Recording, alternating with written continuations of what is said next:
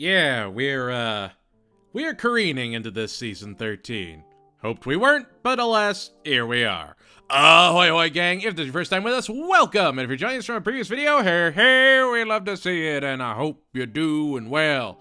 Man, just reading the episode descriptions this season had me spooked, and it wasn't even Halloween yet. Seriously, why is there Halloween decorations immediately after September 11th? Why does it encroach further and further? Is it just so we can get to Christmas? Why are we already talking about Christmas? Why are we getting ads for Christmas music? Larry David regional tangents aside, yeah, we're 3/4 through the first order of Hulu Futurama seasons, and I can only hope we only have one more season after this.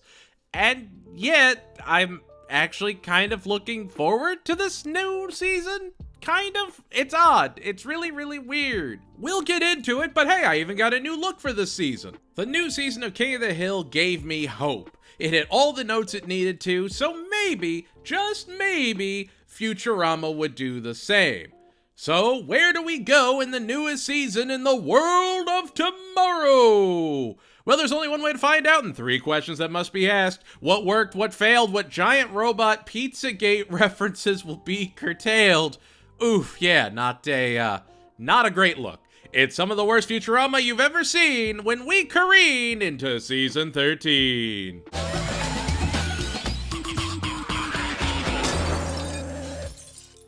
The intro of the episode warns us to pace ourselves since the entire season was dropped all at once, which would be a funny joke if they hadn't used that exact same one at the end of the first episode of the first Hulu season, even though it was released weekly. It sounds minor, but the minor bits really add up in episodes like this that just go on.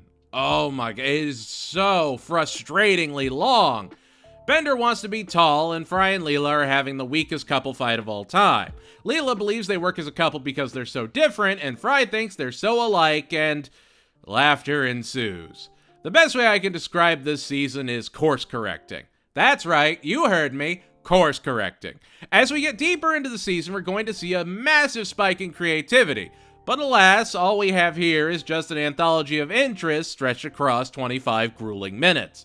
Bender wants to be taller to appeal to Barbot, the giant fembot, and turns to the robot devil and his maniacal scheme of prescription D-roids to give him the monkey paw growth of his dreams. He goes on set of Barbot's new starring role in whatever Godzilko parody she's in, and when he sees her eyeing up anything tall and hunky, he takes all of his pills and, you guessed it, turns into a giant robot monster, and the real, I guess, Godzilla comes out to put him down. Leela and Fry pilot Bender Pacific Rim style, while also mocking Pacific Rim, a movie that came out well over a decade ago at this point.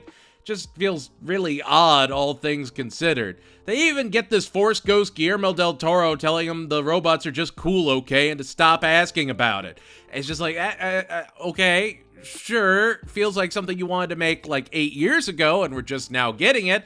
It's just, This episode did not give me hope in the season. It was just a lazy kaiju parody that never really settled on a message. If we're gonna get Godzilla, go all the way. Give us a full Destroy All Monsters parody. It's kind of weird we haven't gotten one yet. Like, if you're gonna use these elements, use them all. Go all out. Have there be a Japanese Farnsworth that's, talking about the power of Godzilla, and Farnsworth's like, no, it's impossible for something of that size to exist. And then there's some, wormhole, science, dimension, time thing that lets it exist. And then you have Godzilla fight Giant Bender. It takes very small elements to make this work. And when you have that much extra screen time, you can use it.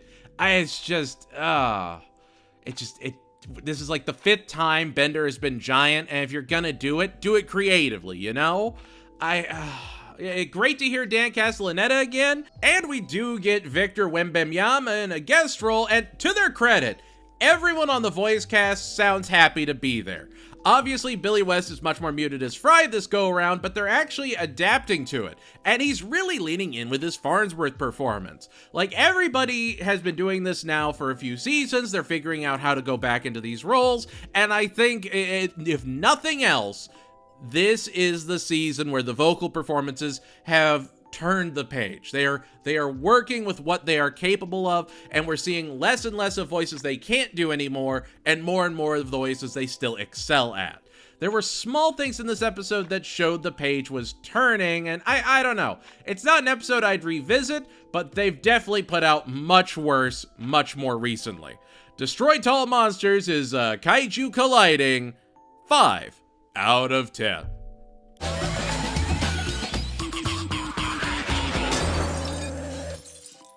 Remember the climate crisis episode of Futurama that had Al Gore and was used for an inconvenient truth to get college kids to pay attention? Remember the giant ice block? Do ya? Cool. This is the second of those episodes. It's super hot, so they go to the ice cube they dropped to measure it. While on the ice cube, Leela and Fry find polar bear cubs they think are orphans and take them back on the ship to raise like kids. Yeah, that's certainly a thing they do. When they finish measuring the ice and its shrinkage, they realize they need to do something immediately to curb this threat. Oh, look, here comes Dr. Banjo to debate the professor about fake news or propaganda or whatever.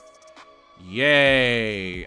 They acknowledge it goes on forever, but it also goes on for way too long and for no payoff. Wow, everybody's leaving because they find it annoying. But we have to watch it? We have to be stuck listening to it? Why not pan back to them still going at it and bringing up all this fake news while everybody else is doing something else? If you're going to make that joke, bring the audience along while everybody else is doing something else. Don't make us sit there and listen to Banjo go, but what about? But what about? That exact same story we've heard like 5 times in this show, and it's been funny maybe once, and it's because Farnsworth goes, I don't want to live on this planet anymore. Like, that is literally the only time the Dr. Banjo story has paid off in any remote way. This is too much. This is annoying. There's so it's so much of the episodes just this back and forth, and it does not work. Oh, look, they don't care about the future of humans, but think about the bear cubs. They start doing a whole We Are the World about it, and, that's topical. We Are the World came out 40 years ago at the time of this episode coming out. 40 years ago. I grew up on Futurama, and that beat me by a decade. It's just going from the completely whatever first episode to this, I was just completely resigned to this season not being it at all. Just thought it was written off, bad, move on. But there were these small jokes here and there that got me. These little blink and you miss it moments that just sort of hit a little harder now. Revisiting the episode for a second time, there are a lot of those very subtle jabs throughout, but they just don't elevate the comedy as a whole. Oh look, the professor was using 2025's numbers, not 3025's. Wow, and 2025's numbers are so dire and no one is doing anything about it. Wow, that isn't on the nose at all. I get that it has to be, and I hate that for society. I don't know. This episode made me almost put the show down for, just for a minute. I would not be able to look at it the same. Dropping glitter in Pompeii? Yeah, sure. Why not? And Fry is dumb. Really, really dumb. But raising the bears like kids is a bit far even for him. I think he at least understands the concept of at least a pet. I don't know. When Fry works, he works, but he usually doesn't in the Hulu era. The World is Hot Enough is Calculon Serenaded 5 out of 10.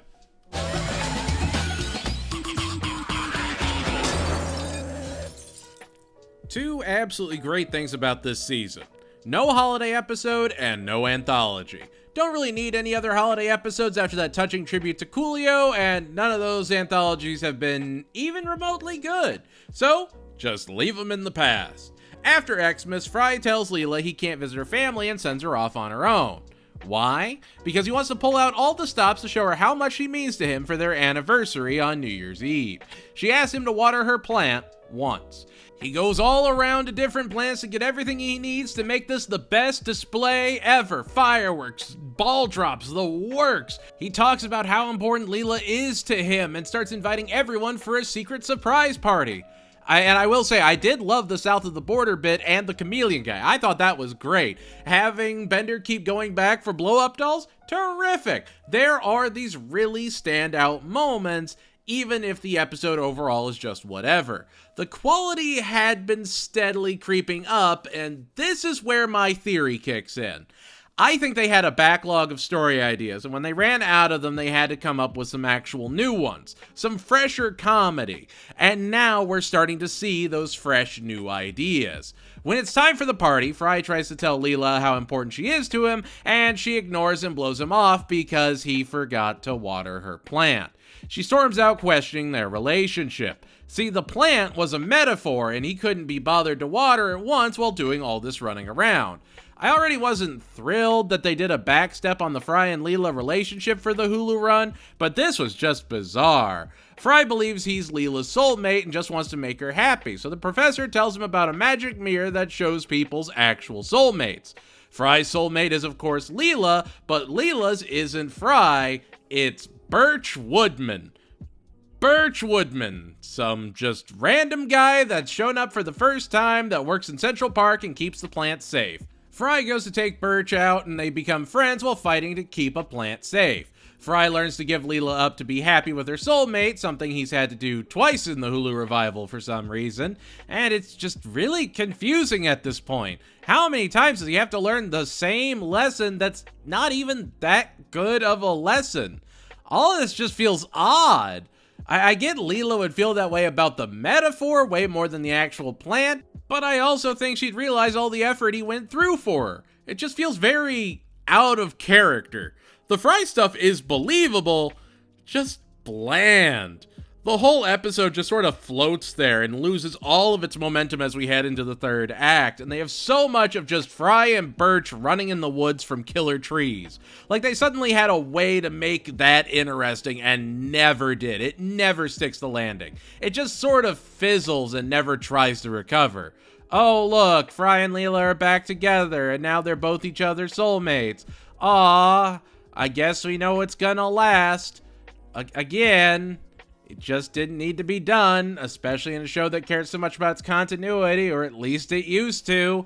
Really feels like all those previous times we were told that Fry and Leela work in almost every universe, you just started to believe it, but no! I digress. 50 Shades of Green is properly pollinated 4 out of 10.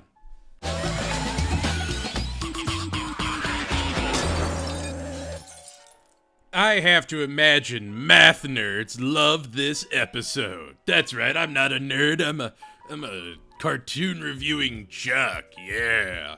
While Fry and Leela are at Amy and Kiff's, they're hanging out when Bender gets a broadcast of numbers that ends up being a future lotto drawing. They go to a math symposium and we find out Bender is terrified of any number other than 0 or 1, which makes sense, and he's made reference to how the numbers aren't binary and they scare him. So, I guess great attention to detail there. Fry is trying to be an artist, so he takes up paint by numbers to get better, and everyone lies and tells him how good his art is. The professor yearns for the concepts and ideas of science rather than the actualized results, and Amy is able to decipher the coded message as blueprints for a device that can take you to a dimension of living numbers. They're floating, talking clusters of those math cubes you used when you were kids, with blinking numbers for faces.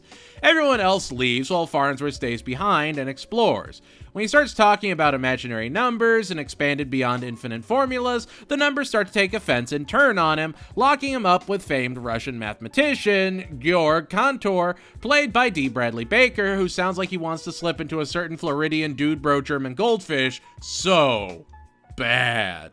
The episode would have been infinitely better with Klaus. Get it?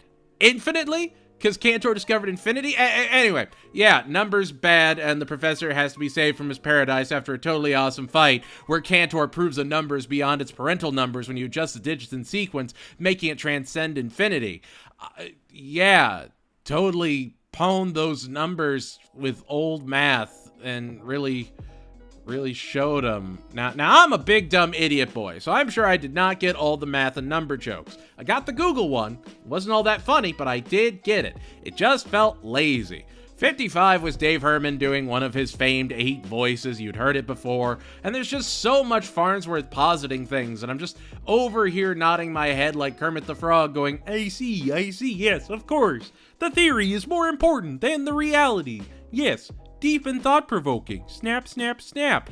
And yet I can't be mad at it. I complained for so long that it was dumbed down, and now they do this? Alright, fair. Make me look like a fool on my own channel. I can call this episode a lot of things. Not once would I be able to call it uninspired. They had an idea and went with it. I don't think it landed personally, but that's just me. I am sure there's plenty of mathematicians just absolutely snickering and typing on their Wattpads and Substacks about how genius it all is, and I am here for that for them. It's just not for me. And yet, there's this recurring bit where Zoidberg just keeps going exquisite, and it got me. It's so sudden, and it's so sharp, but it's absolutely hysterical. The Fry getting entered into a contest for pets, that's whatever. I don't know, there were some laughs that actually got me. Like, the jokes were getting a little bit sharper each episode. The Numberland Gap is a binary transcending exquisite 6 out of 10.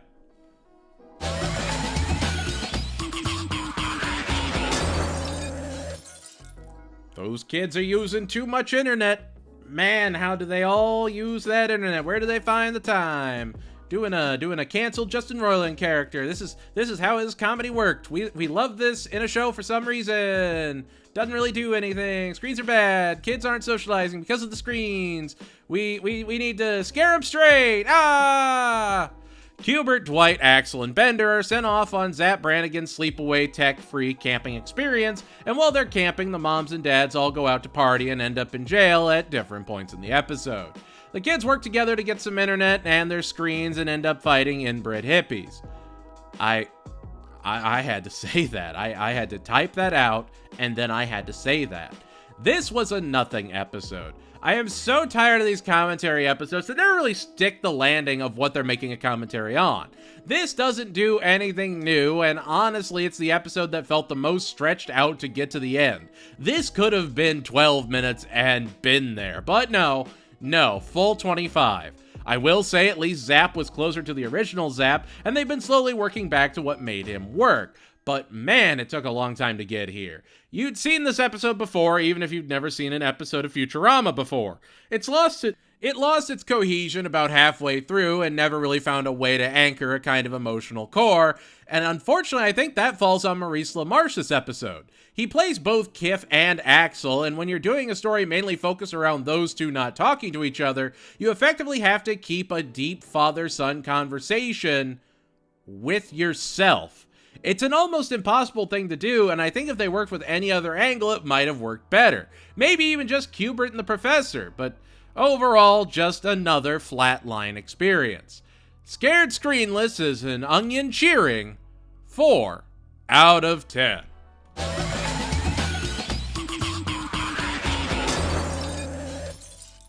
Remember how I said it gets better the deeper into the season we go? Still not there yet, but we're close. We're close, over halfway through, but hey, good things come to those who wait.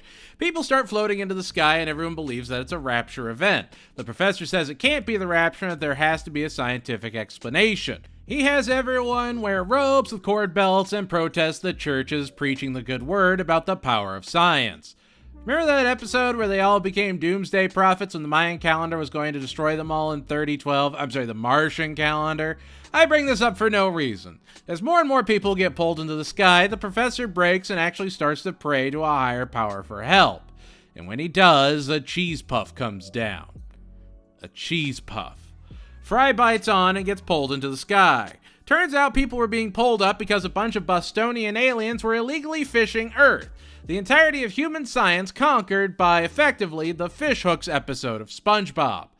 So dumb, and so nothing. And I get that that's the point. I get that Farnsworth is willing to denounce all of his science because a bunch of, I'm from Boston, bunch of putzes over here, come on, throw them in the freezer. Who needs a license? I get that that's the joke. I understand that that's the joke. It just does not work for me. I was ready to walk away from the show entirely. But there was one thing that was keeping me going, and it was the episode description of the next episode. This was been there, done that in another Bizarre Professor episode. You could argue that this is his third episode of the season, which is just peculiar, but it is what it is and does make sense if Billy West is much more comfortable playing the professor than, say, Fry. I don't hate that we have more professor episodes, but when we have one where he's transcending to the very idea of numbers and teaming up with mathematicians to not being able to figure out that it was a bunch of fish hooks, the episode is a slog and a half that just collapses in on itself so quickly. It's boring, it's lifeless, it's hollow. Wicked Human is an ascending putz of a 4 out of 10.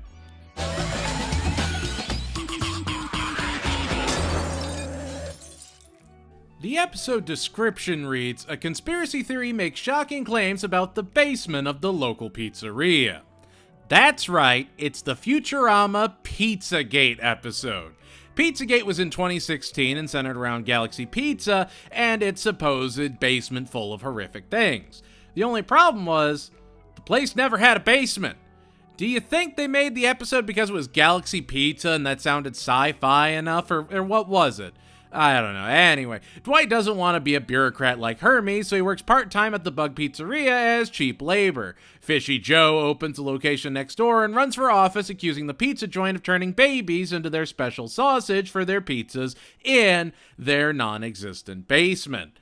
Hermes takes Dwight to find the blueprints of the pizzeria and prove that there is no basement. Fishy Joe is focused on his political career and is not a reference to anyone whatsoever. Release the files. And I would never speak ill of any sort of leader of any free nation. Release the files that this could ever be likened to. Hermes meets Bureaucrates, the legendary bureaucrat, and I just lose a little more faith in humanity. It's such a boring idea, which I get, it's a bureaucrat story, but it just felt too samey, like you'd already seen it before. Oh look, they did a Hollywood Squares reference. Again. Oh look, they found Bureaucrates in a secret hidden element of being a bureaucrat. Again. We just keep doing these things again and again and again, and they don't have pay off. It just felt too samey, like we'd already seen it before, because we had. Oh look, Fry was working at the pizzeria and lost his pants that he never washed, and now he has no pants. They get the blueprints for the pizzeria and find that there actually is a basement, and it leads into Panucci's, which makes no sense whatsoever, but sure. Pretty sure it was in old New York and not here, but no, it's in the basement of this pizzeria now. Which, like, it throws all of Jurassic Park into question because they were using it as a study of how New York was, and now it was just in the basement of this one store? No. And again, it's an episode that came out after they tell you, hey, here's all the previous episodes. If you go through and you stream from season 1 to 13, this is going to stand out like a sore thumb. But it's whatever. Fry gets his backup pants and we find out the secret to their sausage is that it was fossilized fly paper densely covered in flies. Absolutely vile, but not babies. At this point, it was sunk cost. I was 7 episodes deep with only 3 to go. Only an hour more of footage to crawl through. So join me as we watch Futurama breathe its last gasps of creativity. Murderoni is an on-the-nose and pineapple-topped 4 out of 10.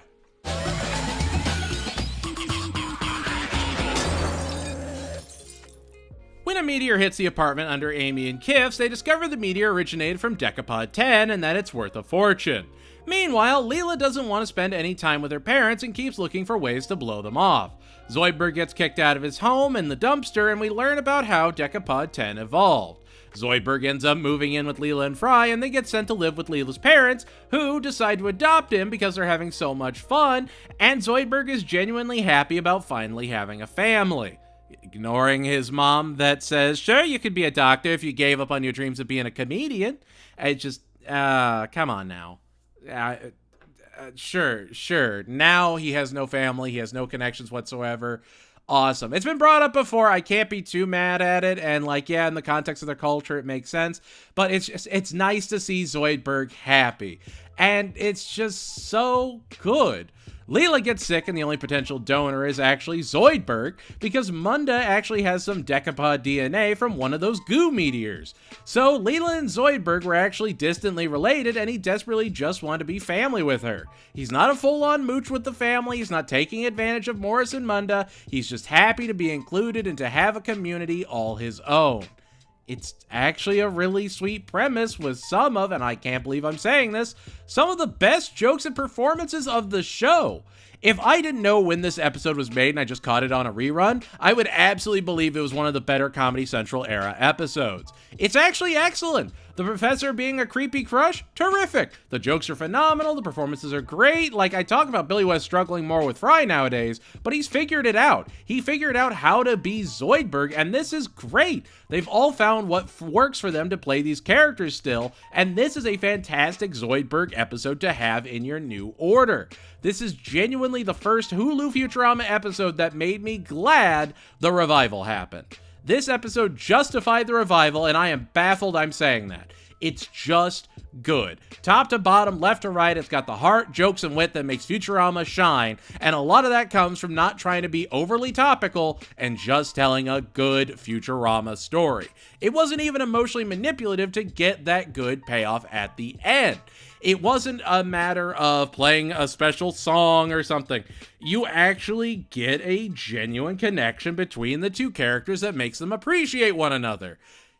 Wow. That's really messed up. It took us this long to get that in the Hulu era, but we like it. We take those. I revisited this episode thrice. Twice for the review and once just for funsies.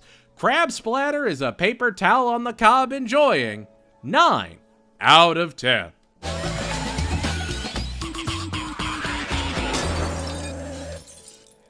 Bender finds out how expensive truffles are and decides to get in on the craze by going to the truffle meteors and getting himself a little truffle pig to find his fortune.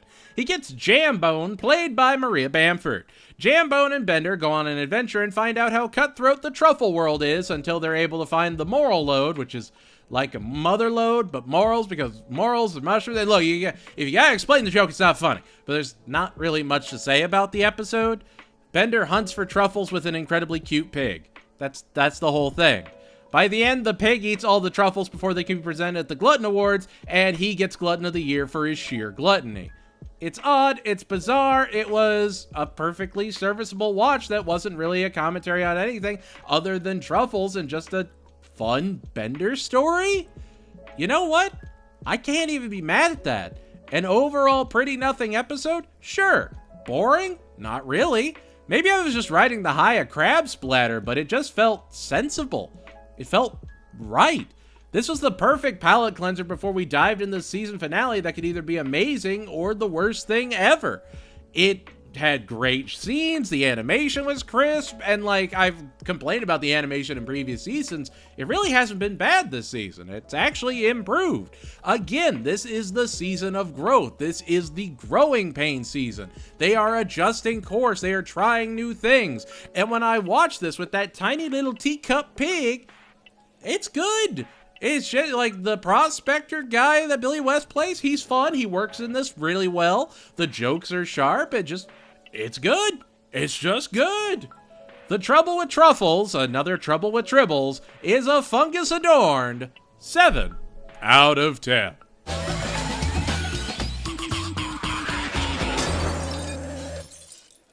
And here we are, the season finale.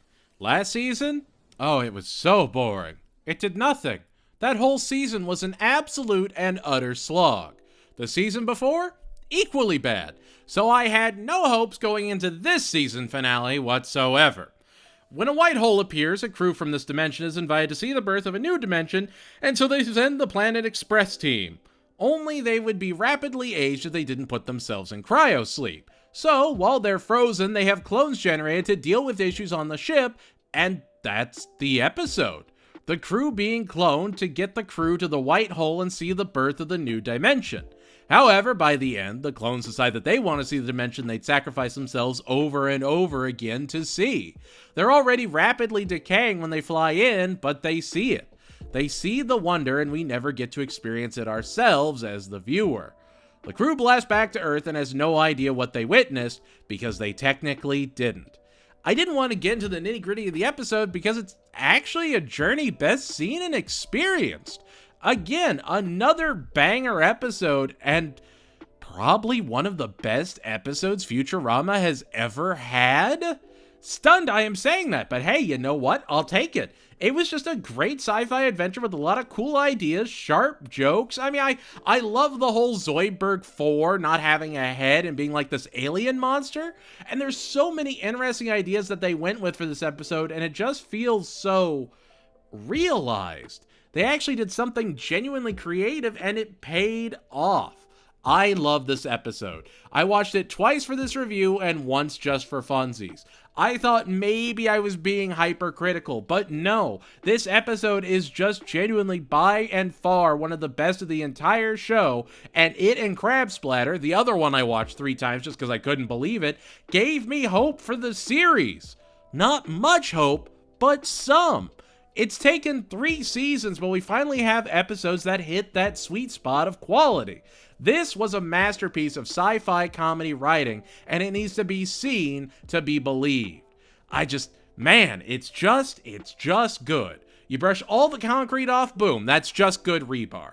The White Hole is an age-accelerating, yogurt revitalizing 10 out of 10.